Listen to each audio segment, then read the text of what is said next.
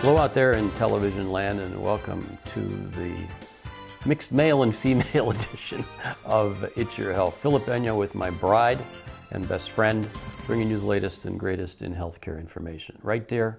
Right, dear. That's my girl. We'll be right back after this brief commercial message. Remember, you're watching It's Your Health, your leader in healthcare information. Make sure you check with your doctor or whoever before following any of the things that we talk about here on It's Your Health. We'll be right back.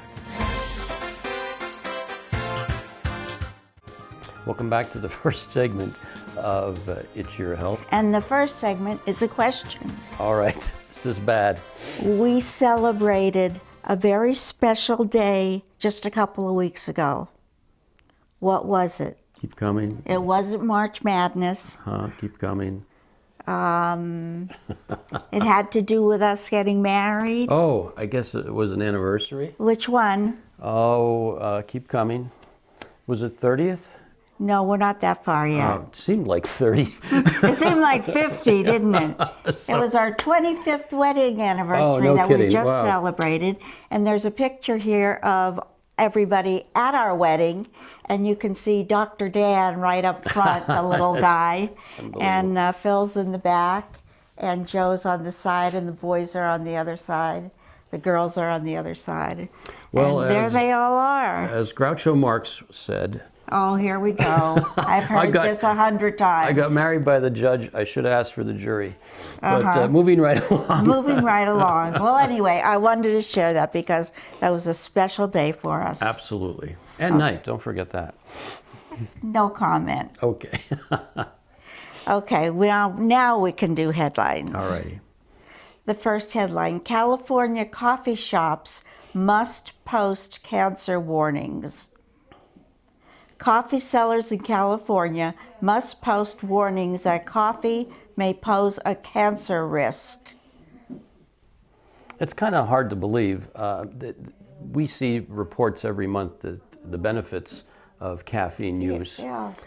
If anything, I wouldn't have hot coffee in a styrofoam cup. That's probably something which could release some of the crazy chemicals in styrofoam, which are cancer-causing. Well, they claim that it's acrylamide from when the coffee beans are roasted. Could be, but you know, it's one of those things. I would say everything in moderation. I'm still going to have my cup of Joe every morning. Here's my favorite line. The judge said, the coffee industry didn't make a strong enough case. There you go. A little play there. Yeah, I thought that was pretty good. Next headline. Sorry, older guys. Protein binges won't aid health. Lots of older men may think that feeling better and maintaining muscle is simply a matter of taking in more protein. But a new study suggests that for sedentary older men, that isn't true.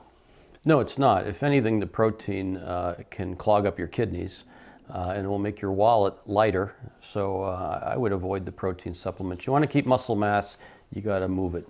You got to use it. And some of the excess protein turns to fat, isn't that right? Yeah, that's true. Good point. Next headline is called foot drop.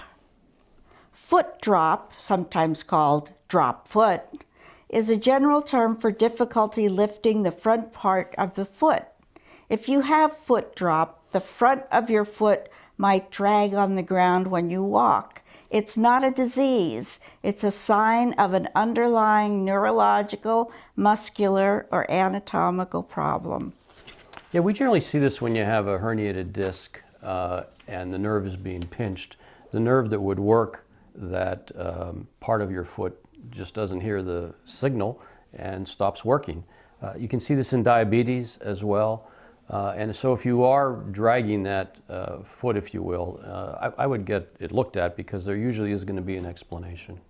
And some of the risk factors are, if you're somebody who crosses your legs, that's not good. If you kneel a lot, for example, if you're somebody who lays carpeting or picks strawberries, and if you're in a cast, all those things can lead to drop foot or foot drop. Very good. You don't have too much to say today. No, I'm all talked out. Oh, I certainly hope not. I'm counting on you to do some talking. Maybe you'll talk about this. Asthma. Limit asthma attacks caused by cold or flu. If you have asthma, even a mild cold can lead to wheezing and tightness in your chest. Colds and the flu are among the most common causes of asthma flare-ups. It truly is. This past 4 to 5 months, when we had this outbreak of flu and all these upper and lower respiratory tract infections, patient after patient seemingly got better, but then they relapsed into this wheezing that was prolonged and coughing for up to weeks at a time. Some of these bugs and viruses, when they get a hold of you, they don't want to leave, and they invoke this inflammatory response that was truly debilitating. It leads to prolonged hospitalizations, and then when you're not aerating your lungs, you end up with a bronchitis or a pneumonia, a secondary infection. So it was a tough winter. Some of the suggestions are, of course, to get a flu shot, see if you need a pneumonia shot, stay away from anybody who's sick, and that includes you. If you're sick, don't go to work, don't go to school, stay home. Wash your hands often. Yeah. That's one of the things that you told me. Exactly, yeah. Between patients, we wash hands, and we would actually be making rounds in the hospital wearing masks, which was something we haven't done in a while. Caregivers. I have a relative of mine who's a caregiver for somebody who is probably has Alzheimer's, and she's feeling the stress and the strain of it. But the question is, how can you tell if your parents are not on the right track anymore? How can you tell if they don't tell you something's wrong, how can you tell that something's wrong? It's pretty difficult. What we rely on in medicine is the history. In other words, we don't read minds and we don't treat blood tests or x-rays. What we do is we treat patients, and getting a proper history is crucial in trying to make a diagnosis and treatment plan. So patients need to be seen often. They need to have their medications reviewed. They need to stay in touch with society because social isolation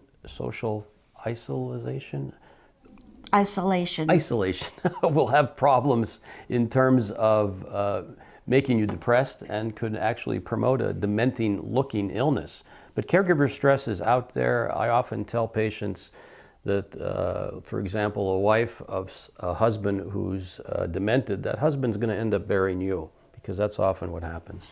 Well, very quickly, some of the things you can look at when you're at their house is, are pots and pans burned? Did they forget about something that was on the stove? Are they losing weight? Are they not taking a bath or washing their hair? Are they staying by themselves and not going out and socializing?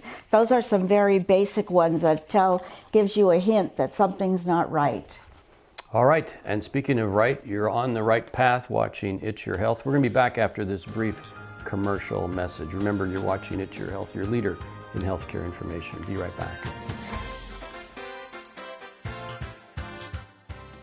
Welcome back to It's Your Health. Philip Enyo with my bride, riding through the crests of medical information for you today. That's for sure. I have a question for you. Oh no, okay.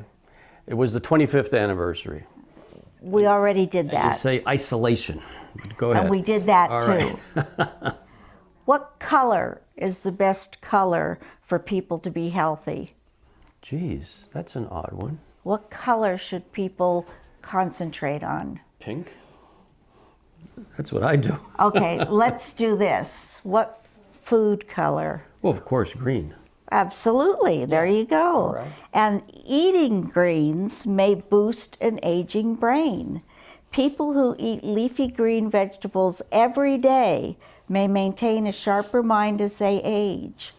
people who rarely ate leafy greens show and had at least one serving a day showed slower brain aging. It's as if they'd shaved 11 years off their age as far as their brain function was concerned. Well, it goes back to basics. Yesteryear we lived off the land, and now we're living off processed foods, which, who goes home today and really slaves like I do to make a salad for you? Slaves. So, usually people are just coming in with pizza and wings, and we've lost that living off the land concept. So we need to get back to basics.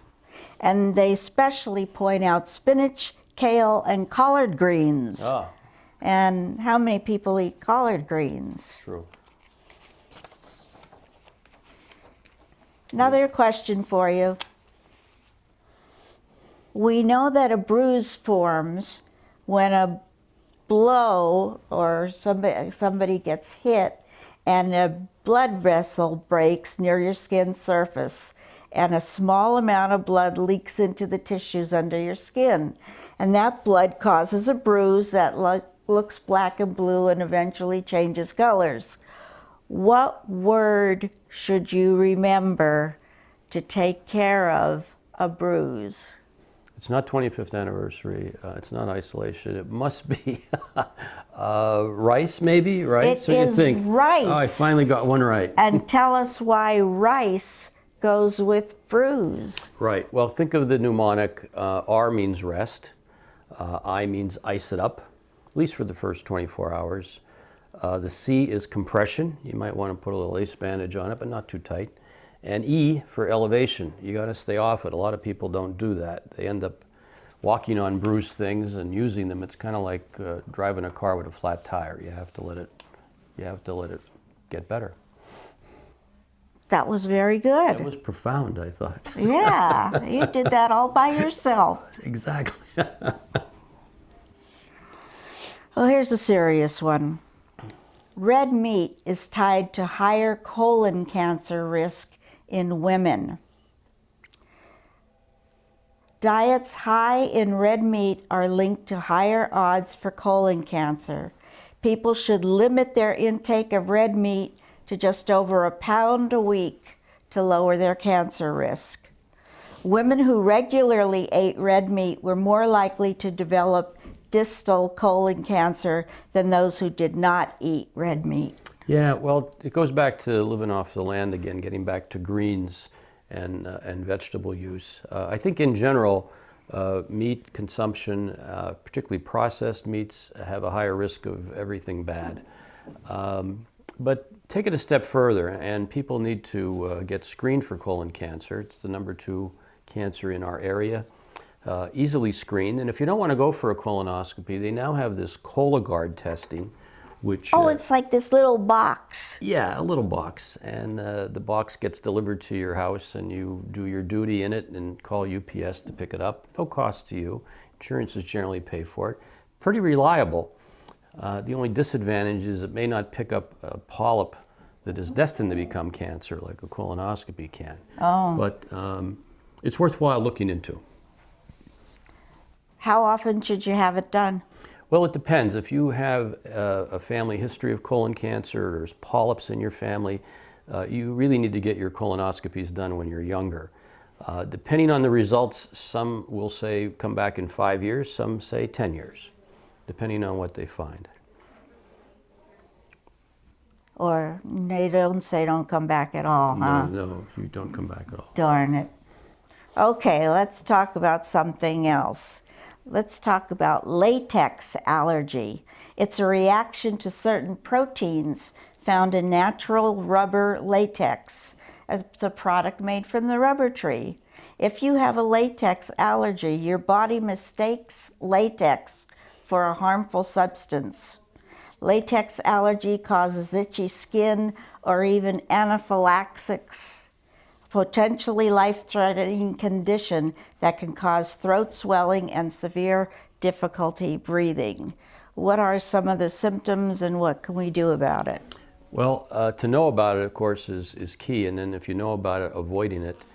You can get, we use latex gloves when we examine patients, and they're ubiquitous in the hospital. So you got to make sure that you don't have a latex allergy if you're seeing a healthcare professional, especially if I'm doing a prostate exam on you. You'd like to know that you've had a latex allergy. You can be tested for this.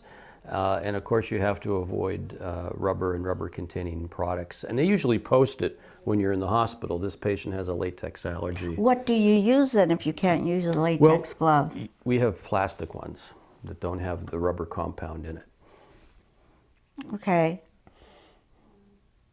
Can you tell us some symptoms of a latex allergy? Well, you're going to get some itching. It's usually a contact dermatitis when you come in contact with it. I can't say I've seen a lot of people who really get short of breath and have anaphylaxis, but that can happen, just like with any allergy. Usually it's a local thing, flushing, and a reaction to almost like having a bee bite or a sting. Okay. And sometimes the only way you find out you have it is when you get it. Yeah, it can be by accident, so that's a problem. Okay, This is a very important one, I think, and certain people should be paying attention to this one. Isn't it time for a break, Sammy? He's signaling yes. I didn't see the signal. You didn't see the signal? No. Okay. All that overtime could be killing you. People that work 61 to 70 hours a week increase the risk of coronary heart disease by 42%. And if you work 71 to 80 hours, it increased it by 63%. It's the leading cause of death worldwide. If you work long hours, you also have a higher risk of stroke. Well, I only You're work. stuck, huh? No, I only work 12 hours a Hours a day. day. That's half a day. Come on. But listen, hard work never hurt anybody. I'm sorry. Not according to this. The things that cause these things are high blood pressure, high cholesterol, not taking care of yourself, for example. I'm sorry. I'm going to keep working, but it's not work if you like it. Okay, that's the other difference, right? Just say yes, dear. We'll be right back after this brief commercial message. Remember, you're watching It's Your Health. We may not be back. I don't know. Yes, dear. Atta girl.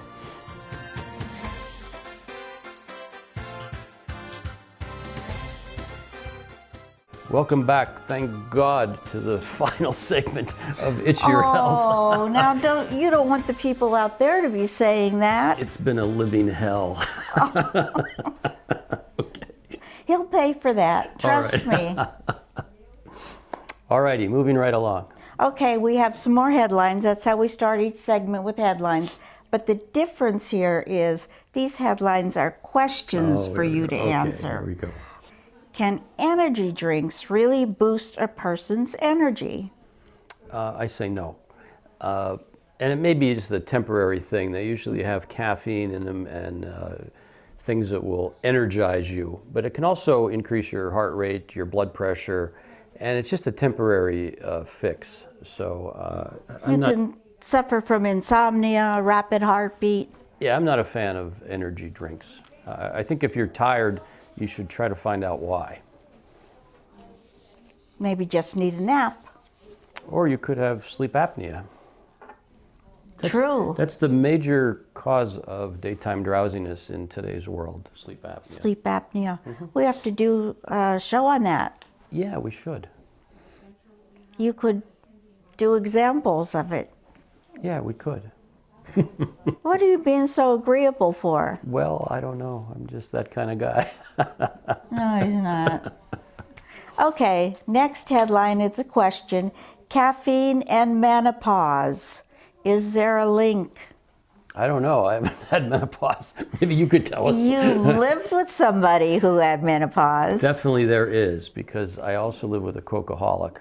And so I have noticed a trend there, if you will, of caffeine use and perhaps hot flashes. I mean, it makes sense. That's the main thing is hot flashes. You tend to suffer from those if you have a lot of caffeine. Right. I don't have a lot of caffeine. Okay. I sit corrected. Okay. Speaking of sitting, what are the risks of sitting too much? You can get swelling of the feet. You can get deconditioned. You can get pinched nerves, perhaps hemorrhoids. If you are a truck driver bouncing around, you might have prostate problems. The list goes on and on. What are you interested in?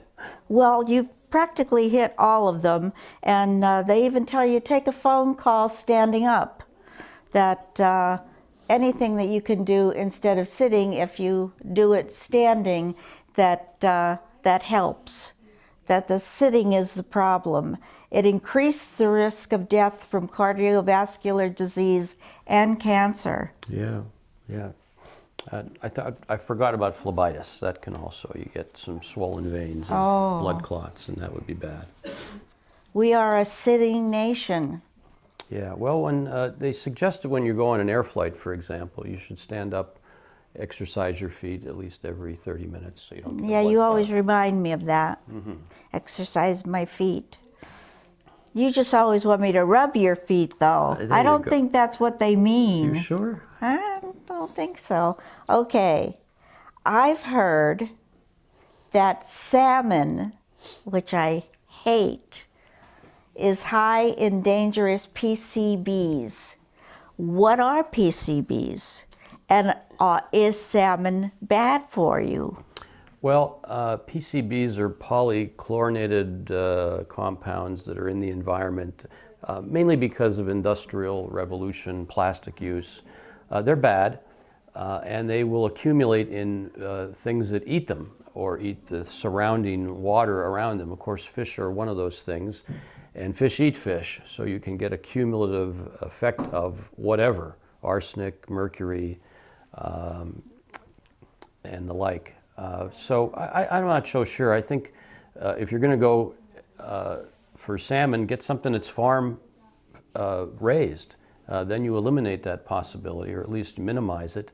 And I think, again, everything in moderation. And I don't know, the last time I made salmon for you, there was an empty plate that came back, if I recall. Either that or was the dogs. The dogs had some. I wanted to be nice to you. Oh, that was nice. So it depends how it's prepared, perhaps. Don't you think? Yes, I do think, because I don't like it when you just take a piece of it and cook it. No, of course not. No, I don't do that. No, you don't. You disguise it. You break it up into little pieces and hide it among the rice. There you go. And you think I won't notice. You won't see the PCBs. That's that way. right. Okay, next question. Nasal spray addiction. Is it real? It sure is. Over-the-counter non-steroid nasal sprays, and I'm talking the ones with chemicals in them, will temporarily open up the airways, but then you get a rebound congestion. And not to pick on Afrin, but you could become an Afrin junkie, where you actually have to use the spray more and more to get the effect, but then you get the rebound congestion and you're worse than when you started. So I would tend to avoid those. What would you recommend? Well, first of all, we need a diagnosis. If it's allergic rhinitis, trying to avoid what you're allergic to is one thing. Saline nasal sprays help. Neti pots help. The best thing is a cortisone nasal spray.